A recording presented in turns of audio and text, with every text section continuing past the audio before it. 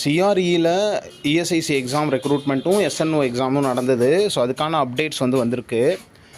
இது நம்ம ஒரு பேட் லக்குன்னு கூட சொல்லலாம். ஆனால் இதுக்கு ஒரு ப்ராசஸ் உள்ளே நடந்துக்கிட்டு இருக்கிறதுனால உங்களுக்கு இது டிலே ஆகுது. ஸோ அதனால் நீங்கள் ஒரி பண்ணணுன்னு அவசியம் இல்லை. உங்களுக்கு முன்னாடி எடுத்த ரெக்ரூட்மெண்ட்டை இன்னும் பேலன்ஸ் இருக்கிறதுனால ஸோ அதனால் இது உங்களுக்கு போஸ்ட்போன் ஆகிருக்கிறதுக்கு நிறையாவே வாய்ப்பு இருக்குது. ஸோ அதில் இன்ஃபர்மேஷன் கொடுத்துருக்காங்க. அஃபிஷியல் வெப்சைட்டில் என்ன கொடுத்துருக்காங்கன்னு போட்டிருக்காங்க. நம்ம பார்ப்போம். ஸோ எய்ம்ஸில் எக்ஸாம் செக்ஷன்லேருந்து கொடுத்துருக்காங்க. நோட்டிஃபிகேஷன் நம்பர் பார்த்திங்கன்னா 137. Postpone of the exercise of choice of order preference for common recruitment examination CRE 2024க்கு நடந்த அந்த சாய்ஸ் ஃபில்லிங்கை போஸ்ட்போன் பண்ணியிருக்காங்க. எப்போ வரைக்கும்? ஏன்னா ஆல்ரெடி நமக்கு போஸ்ட்போன் பண்ணி அடுத்த மாதம் இந்த மாதம் கொடுத்துருந்தாங்க. அதுக்கப்புறம் மறுபடியும் இப்போ போஸ்ட்போன் பண்ணியிருக்காங்க. எந்த டேட்டில் கொடுத்துருக்காங்கன்னு பார்ப்போம்.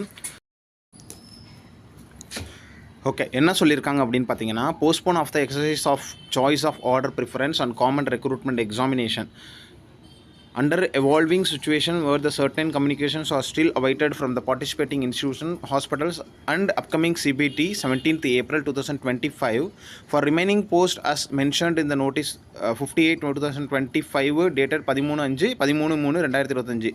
The exercise of choice of order preference is postponed until அதாவது என்னன்னா ஃபர்தராக எவ்வளோ வேக்கன்சிஸ் இருக்குன்னு அப்டேட் பண்ணாமல் இருக்கிறதுனாலையும் நிறையா கம்யூனிகேஷன்ஸ் ஆகாமல் இருக்கிறதுனாலையும் உங்களுக்கு இந்த வேக்கன்சிஸ் இந்த ரெக்ரூட்மெண்ட் போஸ்ட்போன் பண்ணியிருக்கிறதா மீன்ஸ் ரெக்ரூட்மெண்ட்னா அந்த சாய்ஸ் ஃபில்லிங்கை போஸ்ட்போன் பண்ணியிருக்கதா சொல்லியிருக்காங்க. இது பார்த்திங்கன்னா அவங்க ஃபர்தராக எந்தெந்த இன்ஸ்டியூஷன் அண்ட் ஹாஸ்பிட்டல்ஸ் இதில் பார்ட்டிசிபேட் பண்ணாங்களோ அவங்க ஃபர்தராக எவ்வளோ வேக்கன்சிஸ் இருக்குது என்ன ஏதுன்னு டீட்டெயில் சொல்லும் போது நமக்கு அடுத்தடுத்த சாய்ஸ் ஃபில்லிங்கை ஓப்பன் பண்ணி விடுவாங்க. இதுக்கு முன்னாடி நடந்த யூபிஎஸ்சி மூலமாக நர்சிங் ஆஃபீஸர் நடந்த அந்த ரெக்ரூட்மெண்ட்டுக்கும் உங்களுக்கு அடுத்தடுத்த ப்ராசஸ் வெயிட்டிங்கில் இருக்கிறதுனால அதை கம்ப்ளீட் பண்ணிவிட்டு இதை கம்ப்ளீட் பண்ணுறதுக்கு நிறையவே வாய்ப்புகள் இருக்குது.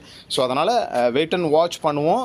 டோன்ட் வரி, யாரெல்லாம் செலக்ட் ஆனீங்களோ கவலைப்படாதீங்க. அடுத்தடுத்த எக்ஸாமை நீங்கள் பாட்டு கொடுத்துக்கிட்டே இருங்க. இந்த ப்ராசஸும் நடந்துக்கிட்டே இருக்கும். ஸோ அடுத்தடுத்து அதில் செலக்ட் ஆகிட்டோம் அப்படின்னா என்ன பண்ணலாம் அப்படிங்கிறத நம்ம யோசிக்கலாம்.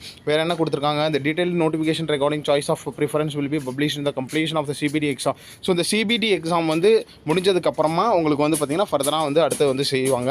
என்னென்னு சொல்லுவாங்க. Important for guidelines of the seats eligibility criteria.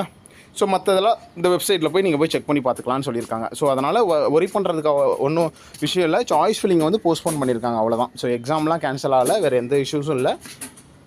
அடுத்தடுத்து ஏதாவது இன்ஃபர்மேஷன் வந்துச்சுன்னா உங்களுக்கு நான் சொல்கிறேன். Wish you all the best. Thank you.